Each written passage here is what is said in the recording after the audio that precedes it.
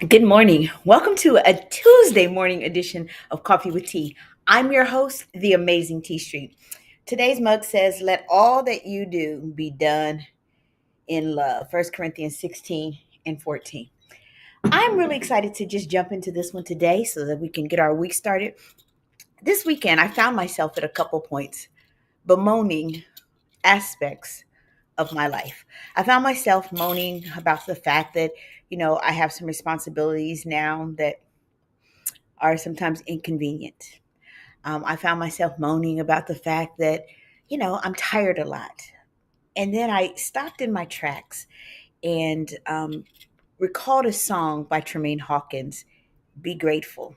And the line that always got to me, even as a kid, when I would hear this song, "Be Grateful," was the line that says, "Because there's someone else who's worse off than you. Be grateful. There's someone else who would just love to be in your shoes. So be grateful." So today I'm going to jump in and talk about don't skip the process of practicing. That means doing it over and over and over again. Gratitude. The first thing you got to do is you got to express gratitude. How do you do that? You reach out to people when they do something kind and you say thank you. Maybe you do it verbally. I send e-cards. I'm not good with the mail. I don't send a lot of mail. I don't even have stamps.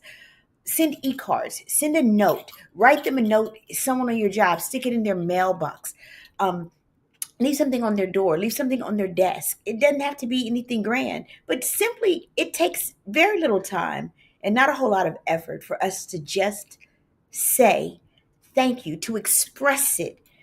Maybe we express it in verbal ways. Maybe we express it in nonverbal ways. But however you do it, take the opportunity to recalibrate your heart.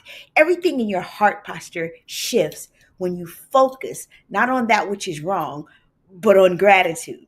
We all sing this song, mostly at funerals. I've had some good days. I've had some bad days. I've had some hills to climb. But all of my good days outweigh my bad days, so I won't complain. But we do complain. And the fastest way to shift complaining is by practicing. Notice I didn't say focusing on, practicing gratitude. The next one, be mindful and aware. I don't mean like numb your harangue kill. I don't mean that kind of mindfulness. I mean really just being aware of your surroundings, taking the opportunity to embrace everything that's happening in your life. When things are happening, good morning, Mrs. Brown.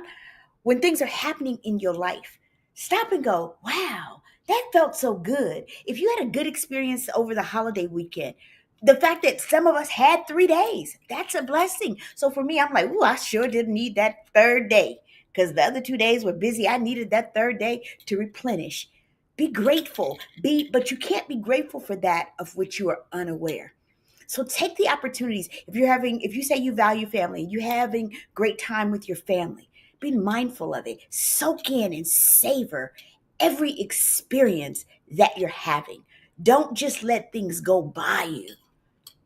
Take it and chew on it and be like, I love the fact that I got to go walking yesterday and get some exercise in and hear from God. That for me it makes me extremely grateful. Can I tell you? Prayer has been the most humbling thing that has made me the most grateful. The fact that the God of the universe wants to hear from me. Really, y'all? I'm just plain little old T. But the God who made the world wants to hear from me. It makes me humble and it makes me grateful. And so I say, Lord, I thank you. If for no other reason, not for blessings and things you've done, simply because you want to hear from me? Really, God? I'm grateful. Develop gratitude rituals.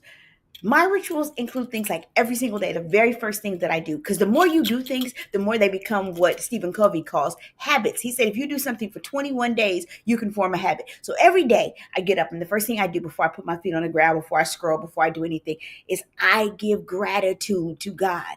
The last thing I do before I go to bed is I go through the day and I go, Lord, I thank you for this, and this. I practice and I have a ritual. So my ritual is that during the day and at night. Those are two rituals at bookends of the day that remind me to be grateful. And finally, think of your life in terms of abundance. Don't start from what you don't have. Start from what you do. Abundance, mm, makes us realize if I had food yesterday, it may not have been the food that I wanted, but I remember a time when I had no food. I do personally remember a time when I had no food.